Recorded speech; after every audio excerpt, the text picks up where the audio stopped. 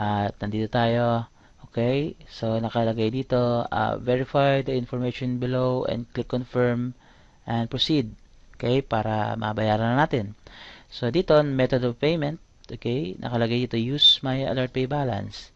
Dahil may balance tayo, may pera tayo, kaya ito gagamitin natin.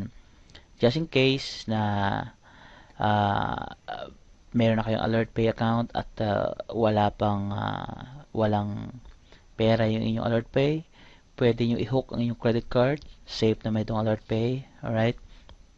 Ito ay isang malaking kumpanya na based sa Canada para sila ang mag-front sa internet para hindi ma-expose yung inyong credit card or sensitive information. And ito nga, i-click natin tong use my alert pay balance. Alright? So, ayan, may balance tayong $330. So, 50 lang ang ating kukunin, pambayad. Okay, and bago natin i-click tong confirm and proceed, kailangan natin ng transaction pin. Okay? Itong transaction pin ay parang ATM pin to. Remember, kung kayo may ATM card at gusto niyo mag-withdraw sa ATM machine, kailangan ninyong ilagay ang inyong pin. Ganon din dito sa AlertPay, meron din silang transaction pin para masigurong kayo nga ito at hindi ibang tao. So, kailangan nating ilagay ng tama ang ating ang ating transaction pin. Okay? And kung tama ang ating transaction pin, i-click na natin ang ating confirm and proceed. So, mali ang ating transaction pin. So, bukan natin. Okay?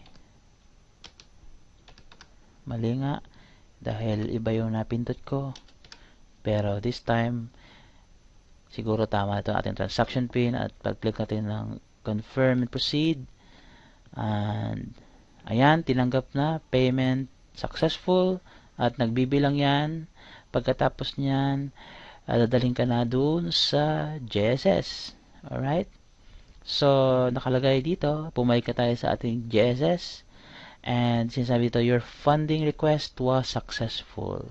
Okay? At makakatanggap din kayo ng email confirming your payment.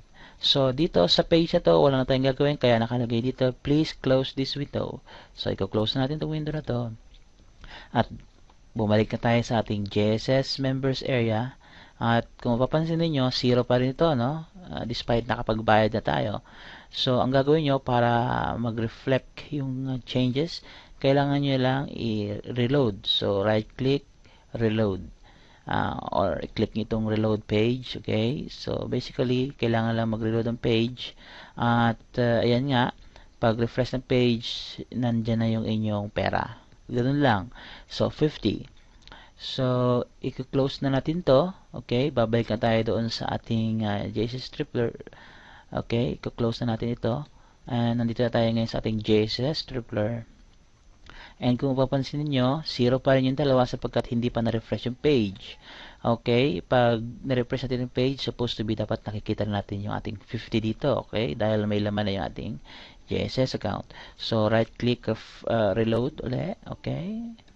So, ayan, makikita ninyo, andyan ang ating $50. So, dito sa JSS Tripler, kailangan natin ilipat itong $50 natin sa JSS papuntang JSS Tripler. So, para malipat to, kailangan natin i-click itong button na ito, Fund JSS Tripler Account.